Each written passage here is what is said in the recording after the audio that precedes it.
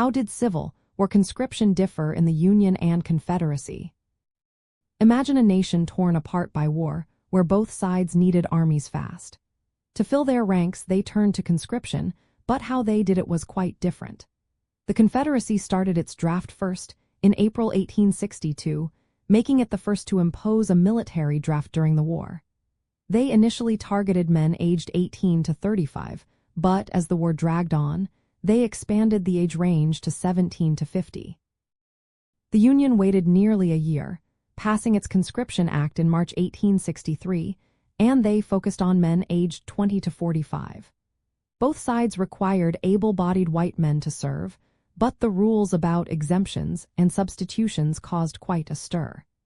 The Union allowed wealthy men to pay a fee or hire substitutes to take their place, which made many poorer citizens angry. The Confederacy also had exemptions, like for government officials, clergy, and overseers of slaves, reflecting its social priorities. Enforcing these laws was tough on both sides. The Union faced violent draft riots, especially in New York City in July 1863, where immigrant communities and racial tensions exploded into chaos. The Confederacy struggled to enforce conscription in regions less supportive of the war, like the mountainous parts of Arkansas, where resistance and evasion were common. Interestingly, the Confederacy lowered the minimum age for conscription to 17 in 1860 for trying to get more soldiers. The Union's draft was more bureaucratic and controversial because of the substitution policy, which led to resentment among those who could pay or hire others.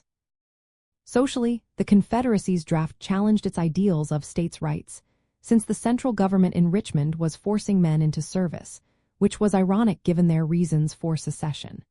In the Union, debates about citizenship and foreign-born residents resisting the draft grew louder. Both sides relied less on conscription to build large armies directly and more on encouraging voluntary enlistment, with the draft creating pressure. In the Confederacy, about 1/4 to 1/3 of the soldiers in the Eastern armies were conscripts. The Union drafted around 150,000 men, but only about 6% actually served, thanks to evasion and substitution. The Confederacy also lowered the age limit to 17 in 1864, reflecting the increasing need for soldiers. Interestingly, in the Union, young boys and drummer boys became symbols of the cause, while the Confederacy focused on adult male providers, emphasizing their role in supporting families. So, while both the North and South used conscription to meet wartime needs, they did it in different ways, shaped by their social, political, and regional realities.